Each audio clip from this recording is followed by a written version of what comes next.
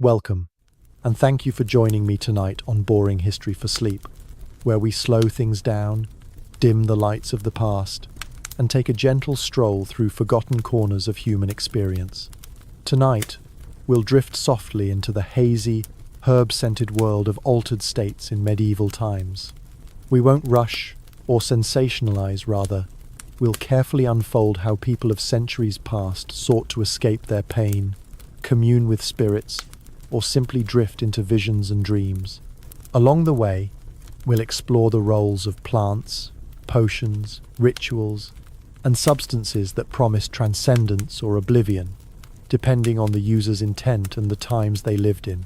From the damp hut of a village herbalist to the candlelit chambers of an alchemist, and even into the solemn silence of a monastery, where certain brews blurred the line between vision and devotion. Let the day fall away behind you. Let the noise of modern life fade, and allow yourself to wander backwards slowly into a world where intoxication came not in neon bottles or sterile pills, but in roots, flowers, smokes, and sacred rites. Let's begin. Imagine yourself waking to the grey light of dawn in a small thatched village in 13th century England. The thatch above your head drips with condensation, and the air inside is thick, not unpleasantly, with the mingled scents of peat smoke, drying herbs, and the faint tang of animal musk. Life is physically demanding. Each day is woven with labour drawing water, tending animals, repairing what the weather has worn down. Pain is an expected companion, an aching joint, a lingering toothache, a back that stiffens with the cold. Modern medicine, of course, does not yet exist. In its place are the accumulated folk remedies of generations. Some of these remedies work through trial and error. Others, more curiously, offer not a cure but a reprieve.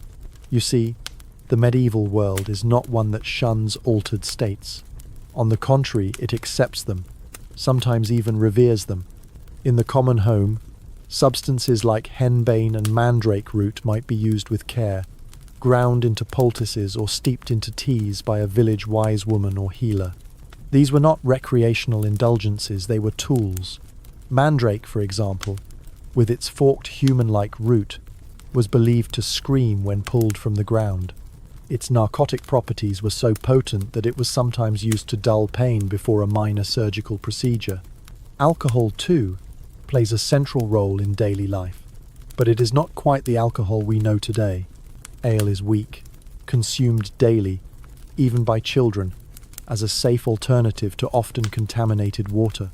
Stronger brews, such as mead or spiced wine, are reserved for occasions, and sometimes for easing the burdens of toil or grief. Then there are smokes, herbal blends often burned not only for scent or ritual but for effect. Coltsfoot, thyme, and mugwort were sometimes dried and inhaled. In northern regions, particularly in the colder months, the heavy air of the hearth might be tinged with such aromas, warm, earthy, and slightly strange. The goal is not always pleasure. It is, more often, relief. Relief from pain, from grief, from the unrelenting sameness of toil. Some plants offer a dreamy haze, others a dulling of sensation. And in the flickering firelight of a one-room cottage, where a sick child sleeps beside a bone-weary mother, even a moment of soft-headed rest can feel like grace. Intoxication, then, is not seen as sinful unless it becomes disruptive. The church preaches temperance, but makes allowances for the human condition. Monks brew beer, nobles toast their ancestors. Peasants sip warm ale laced with elderflower to ward off the cold. In many ways, altered consciousness is simply woven into the fabric of life, a thread not pulled too tight, lest it snap. But outside the home, in hidden groves or sacred sites, others seek these altered states with a different aim entirely. For them, intoxication is not escape, but revelation. And so, we turn now to one such seeker, a man whose name is still whispered in the brittle pages of early medical lore, and whose experiments would blur the line between science, sorcery, and surrender. Let us now drift quietly into the world of a figure whose name lingers on the edges of both scientific history and mystical speculation, Paracelsus.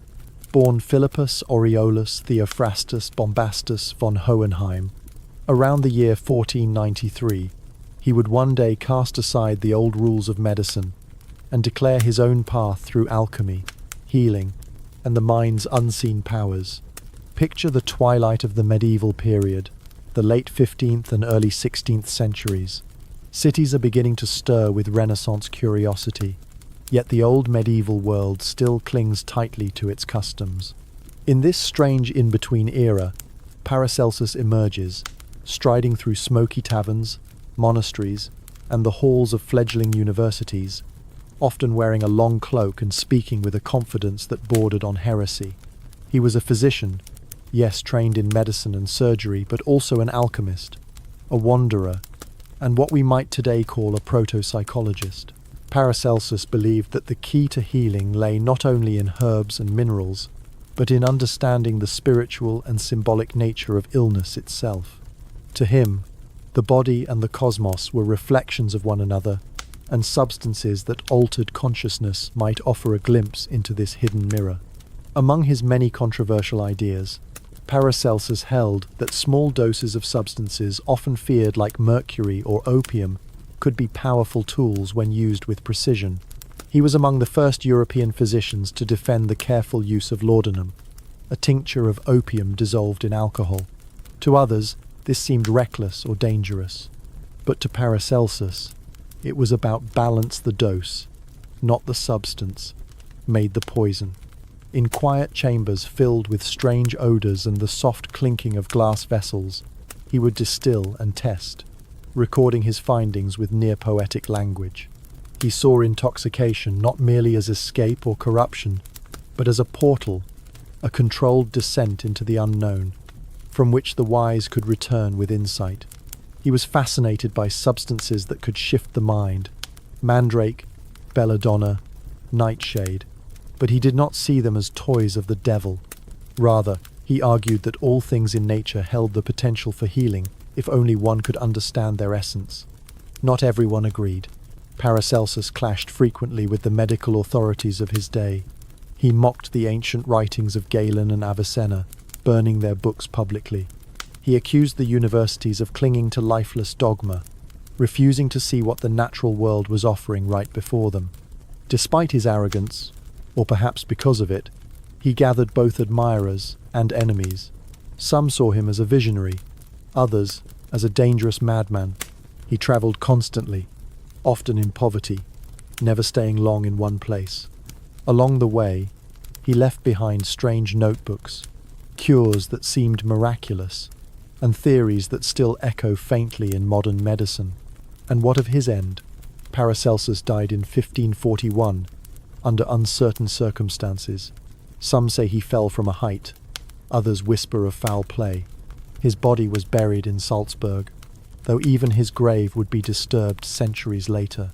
But what remains is his legacy, a figure who, more than most, embodied the medieval fascination with the boundary between the physical and the mystical. A man who believed that intoxication, properly channeled, was not a sin but a science.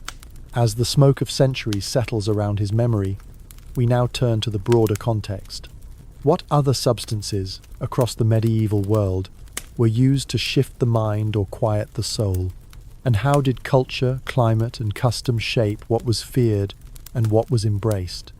Across the sprawling lands of medieval Europe, from the mist-laced highlands of Scotland to the sun-scorched hills of Iberia, the use of psychoactive substances was not merely a matter of medicine or mischief. It often brushed against the sacred.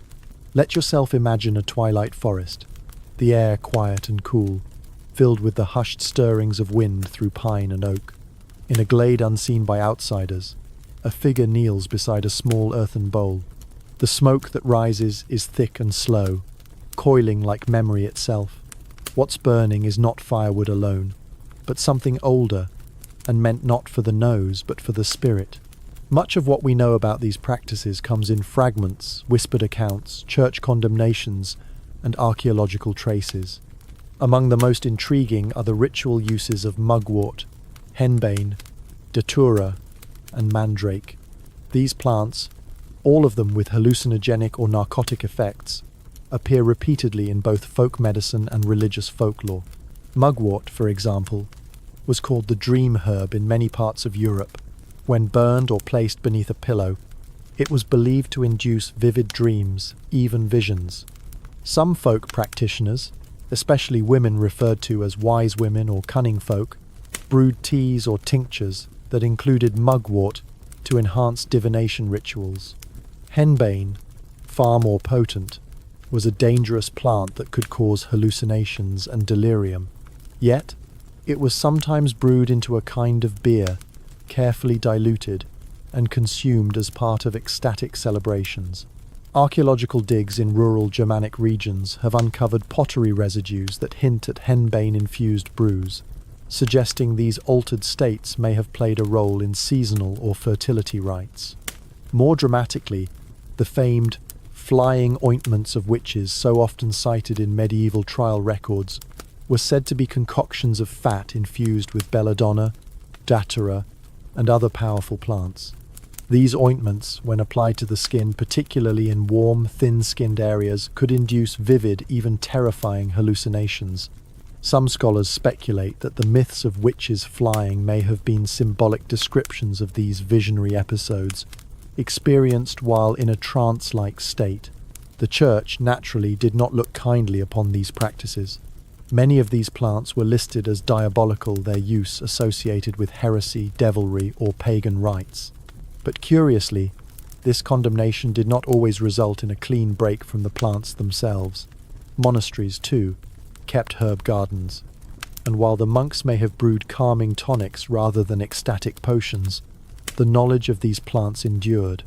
Indeed, even the incense that filled a medieval cathedral rich with frankincense and myrrh carried more than symbolic weight.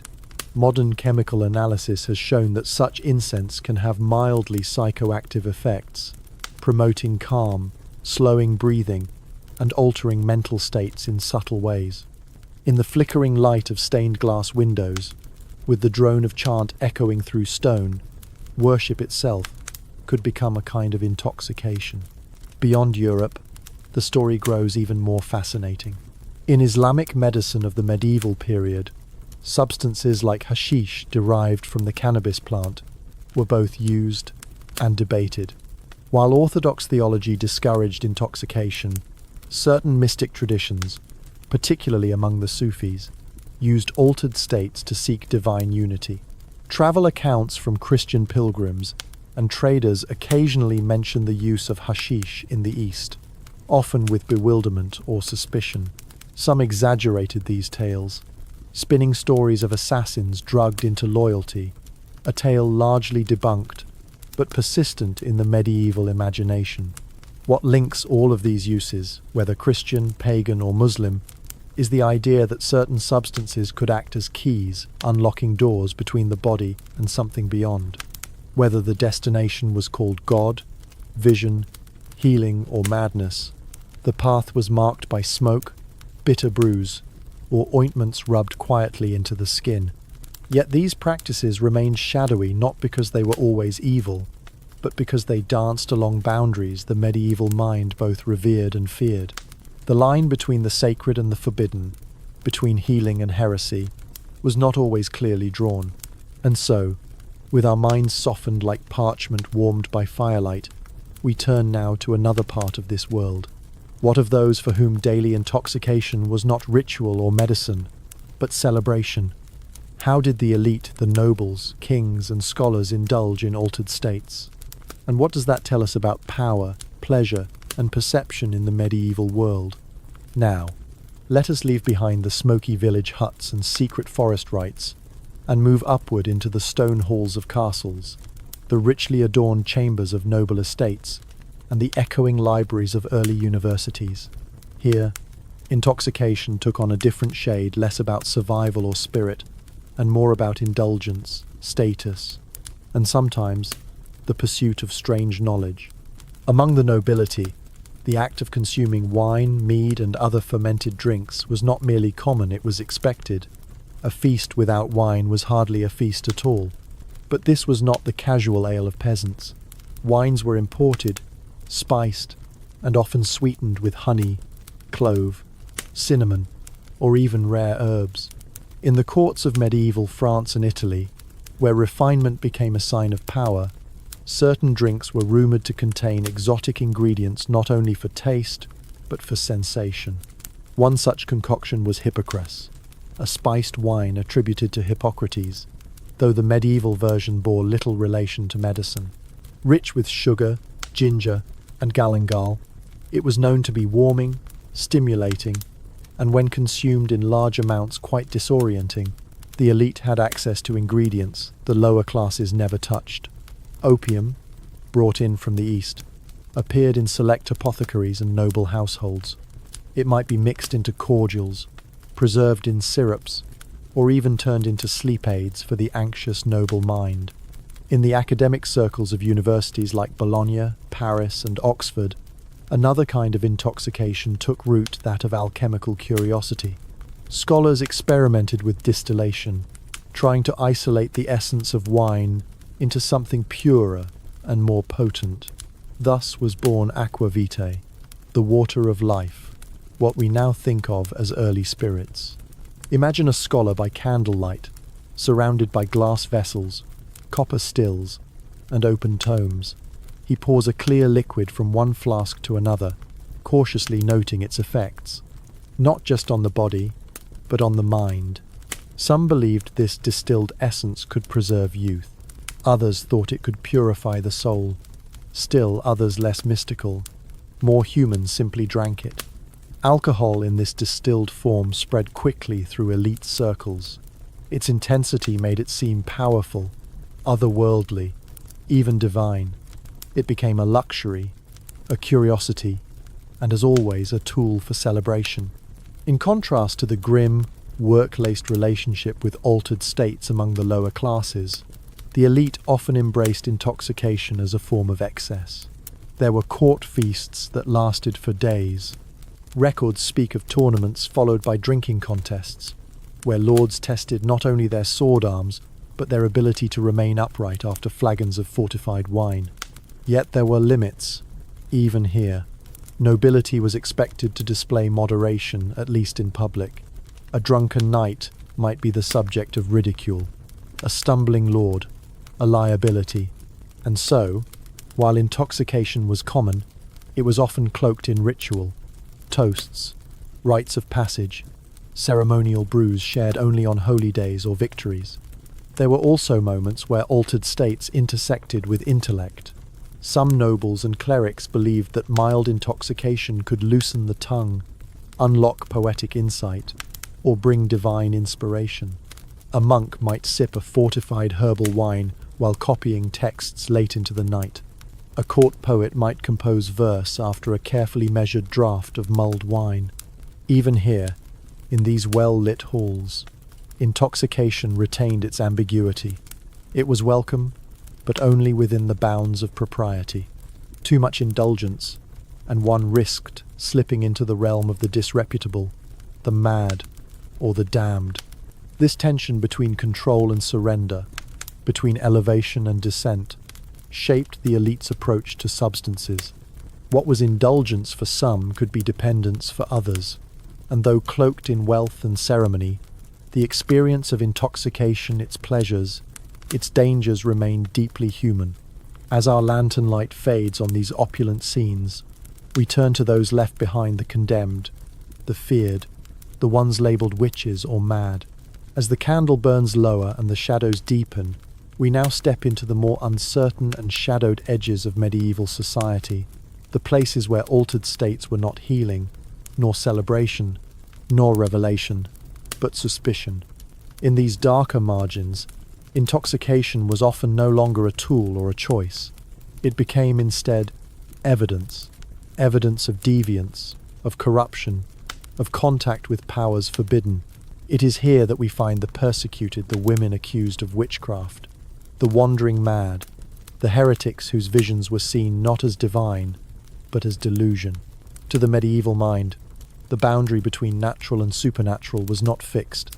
Strange behavior, ecstatic speech, or uncontrolled laughter might be viewed not through a lens of psychology or addiction, but through theology and fear. In the inquisitorial courts of the late Middle Ages, certain herbs and ointments became cause for suspicion. As we saw earlier, ingredients like belladonna, henbane, and mandrake were linked to folk healing, but they were also believed to be used by witches to induce flight, commune with devils, or attend nocturnal gatherings, known as sabbats.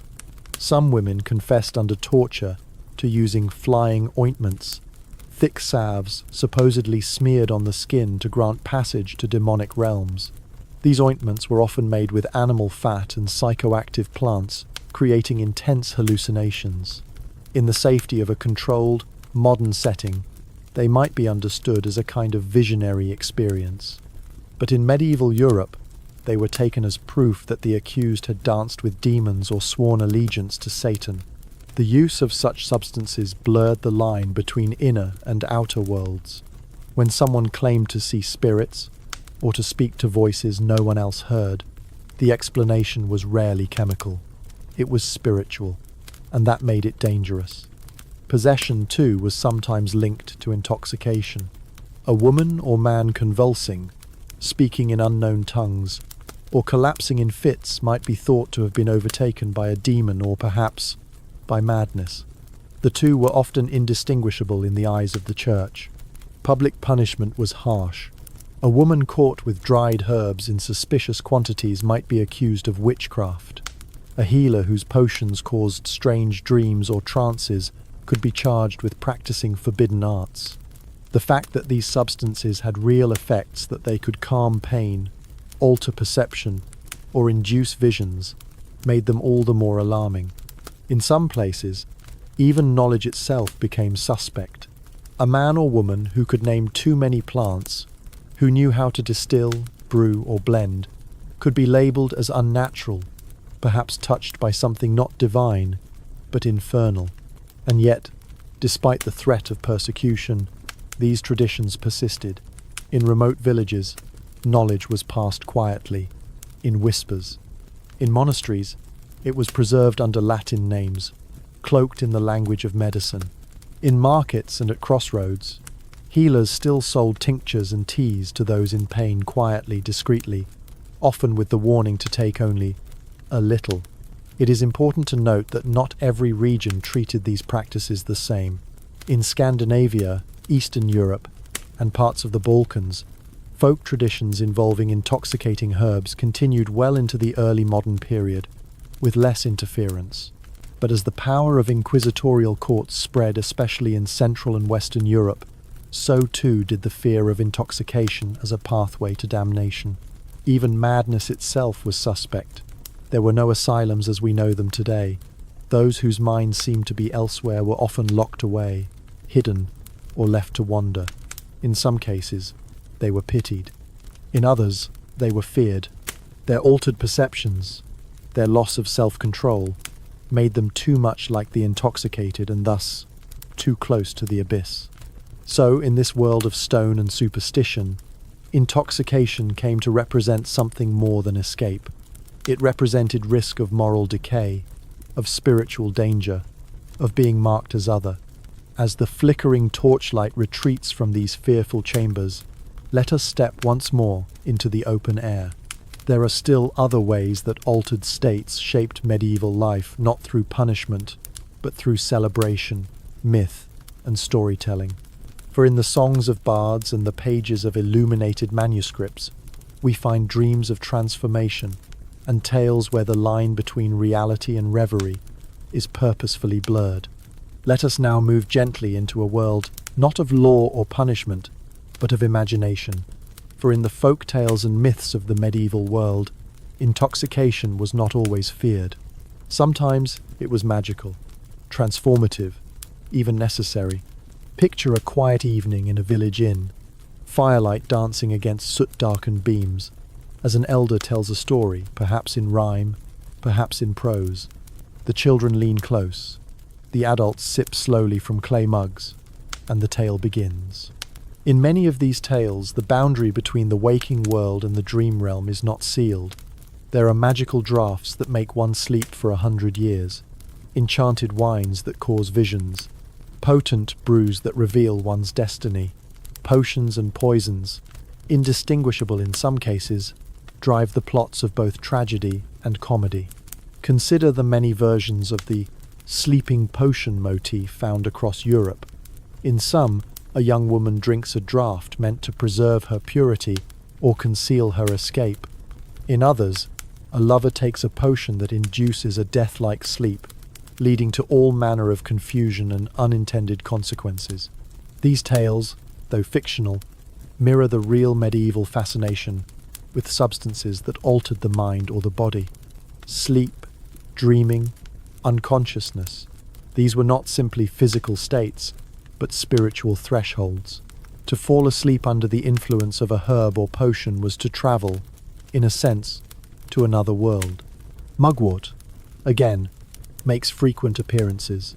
In some traditions it was burned beneath the cradle to guard infants from nightmares. In others, it was brewed before long journeys, thought to grant second sight or dreams of what lay ahead. Even food, in folklore, could bring about a kind of trance. There are stories of travellers who, having eaten the wrong mushroom in a strange forest, found themselves speaking to animals or losing track of time. The forest, too, was often a symbol of the altered mind, deep, disorienting, and filled with unexpected wisdom. In Irish legend, there are tales of the Siddi, the fairy folk, who offer enchanted drinks in silver cups. To sip from one is to enter their realm where time flows differently and dreams become real. Many a medieval ballad ends with the warning, "Never drink what the fair folk offer, lest you wake 100 years too late." Christian tales, too, borrow this language. Visions of saints and mystics, though not caused by substances, often resemble states of profound ecstasy. Hildegard of Bingen, a 12th century abbess and visionary, wrote of her divine experiences in luminous, symbolic language. While she herself attributed them to God, modern readers may be struck by how similar her descriptions are to those of visionary intoxication. Such tales helped people understand the inexplicable, a sudden trance, a vivid dream, a wandering of the mind. In an age without psychology or neurology, these experiences needed narrative, and so they became myth, story, and lesson. Bards and poets understood the power of the altered state. A poet might claim that his verse came from a cup offered by the muses. A riddle singer might speak of entering a dream, only to return with knowledge hidden from the waking world. The idea that madness and genius, intoxication and inspiration walked hand in hand was not unknown to medieval storytellers. Indeed, it was often the fool, drunk or enchanted, who saw most clearly. And so, even as medicine and religion warned against excessive indulgence, the storytellers continued to celebrate it not as vice, but as mystery, something that opened doors, something that revealed the soul beneath the skin. As the fire in our imagined inn burns low, and the storyteller's voice softens into silence, we prepare to look at something perhaps more grounded, but no less fascinating. What were the actual substances used? What plants and minerals found their way into medieval cabinets, herbals, and brews? In our next segment, we will explore the pharmacopoeia of the Middle Ages, the strange, bitter, fragrant collection of ingredients that shaped the medieval experience of intoxication. And now, as if stepping into the stone vault of a monastic apothecary or the dusty corner of a travelling healer's hut, we arrive at the quiet world of ingredients. Jars line the walls. Some are filled with dried leaves, others with powders, roots, stones, and liquids that shimmer faintly in the light. Here is where the science, or what passed for it, of medieval intoxication lived and breathed. The medieval understanding of pharmacology was deeply influenced by ancient sources. Greek, Roman, Persian, and early Arabic texts formed the foundation of most European medical knowledge. Yet, with each passing century, these systems were adapted, mistranslated, and blended with local tradition. Herbals manuscripts detailing the properties of plants were common in monasteries and medical schools alike. Written in Latin and sometimes illuminated with careful, almost reverent artwork, these books described not only the physical characteristics of plants, but their effects on the body and the soul. One such plant was mandrake, a root that bore an uncanny resemblance to the human form. When pulled from the earth, it was said to scream, and those who heard it might fall dead or mad. Despite its dark reputation, mandrake was prized for its powerful sedative and hallucinogenic properties. Used in minute quantities, it could relieve pain or induce sleep. Used carelessly, it could lead to delirium or death. Another common ingredient was henbane, a plant with yellow, veined flowers and a bitter smell. Henbane contained compounds that affected the nervous system and was used in both medical and magical preparations. It might be part of a sleeping potion, a salve for toothache, or an ointment intended to provoke visions. Its effects included dizziness, dry mouth, and vivid hallucinations. Belladonna, or deadly nightshade, was used with similar caution. The name means beautiful woman, as small doses were once used to dilate pupils, a practice believed to enhance beauty. In the Middle Ages, however, belladonna was more likely to appear in poisons or potions intended to dull pain or influence consciousness. Poppy was another powerful presence in the medieval apothecary. From its seed pods came opium, a thick, sticky resin that could be mixed into wines, syrups, or pills. Used as an anodyne, a painkiller opium was highly valued, but its effects on sleep, mood, and dreams were also quietly acknowledged. Paracelsus, whom we met earlier, praised its usefulness in treating suffering too severe for any herb to mend. Among more accessible substances, alcohol in its many forms stood as both medicine and indulgence. The distillation of wine into spirits, aqua vitae, or water of life, spread gradually from alchemical laboratories into broader society. Early distillers used crude copper stills to condense the essence of wine into something far more potent. These spirits were sometimes flavored with herbs, rosemary, sage, or anise. Mugwort, as we've seen, was common, a tall silvery plant with a slightly bitter smell. It was said to enhance dreams, ward off evil, and encourage visions. It was often brewed into tea, smoked in rituals, or simply burned in bundles like incense. Cannabis, though less widely discussed, was not unknown.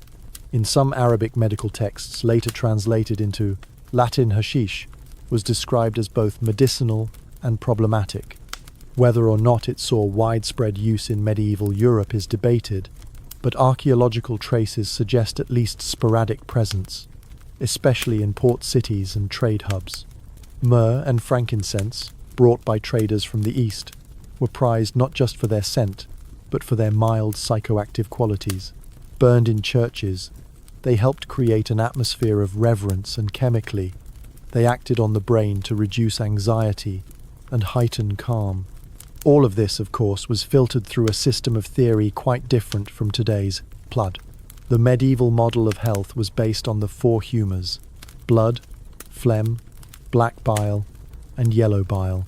A substance might be described not by its chemistry, but by its temperament: hot, cold, moist, dry, and used to rebalance a patient's internal harmony. A healer might prescribe a cold, moist herb like poppy for someone fevered and restless. A hot, dry plant like rosemary might be given to someone melancholic and pale. Intoxication was not necessarily seen as a side effect. It was sometimes the intended outcome, a sign that the body was reacting, shifting, changing. Even the containers mattered. Glass, clay, horn, the vessel was believed to influence the preparation's potency. Rituals surrounded the gathering of herbs. Some had to be picked before dawn, others under a full moon, still others with a whispered prayer or a breath held tight. And so the medieval pharmacopoeia was not merely a collection of ingredients. It was a worldview, an attempt to understand the mystery of body and mind through the language of plant and stone. As we close this cabinet of earthy curiosities, we prepare now to return from detail to perspective. In our final segment, we will reflect on how these practices, these strange, smoky, sometimes dangerous traditions, gradually transformed into the seeds of modern science, or faded altogether. Let us move there now, gently, as the medieval world slowly gives way to something newer and yet not so different. And so, as the flickering lamp of the Middle Ages burns low, we now watch the long shadows stretch into the dawn of modernity. The transition from a world of whispered remedies and sacred brews into one of laboratories, physicians, and pharmaceutical standards was neither sudden nor complete. Yet, the legacy of medieval intoxication still lingers quiet and persistent in the edges of how we understand healing, dreaming, and the mind itself. By the 16th and 17th centuries, Europe was changing. The Renaissance had opened minds to classical knowledge, but also introduced a hunger for precision, for repeatable results, for theories rooted in emerging science rather than tradition. The printing press allowed for greater circulation of medical texts. Universities restructured their approach to medicine. What had once been the art of the healer became the discipline of the physician. Many of the ingredients used in the Middle Ages did not vanish, but their contexts shifted. Opium, for example, found a new form in laudanum, a popular tincture of opium and alcohol developed in the early modern period. This dark, viscous liquid became a common remedy for pain, cough, and sleeplessness well into the 19th century. What had once been part of folklore and monastery experiments now bore labels, measurements, and prescriptions. At the same time, substances previously tolerated or even celebrated began to face legal and social condemnation. The rise of Protestant reformers brought a sterner moral gaze upon intoxication. Wine was permitted, often reluctantly, but indulgence was frowned upon. Herbal brews linked to visions or trances were labelled superstitions, or worse, remnants of paganism. Witchcraft trials surged during this transitional period. Though many of these accusations had roots in older suspicions, they took on a new intensity in a world where control over knowledge and belief had become central to power. The idea that a woman might use an ointment to fly or see beyond the veil was no longer quaint, it was criminal.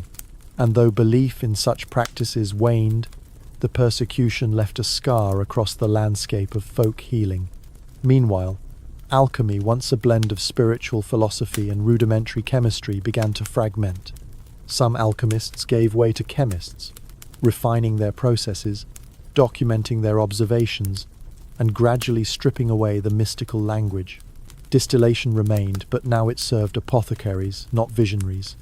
The intellectual descendants of Paracelsus still clung to the belief that small doses could heal, that nature hid potent secrets, and in many ways, they were right.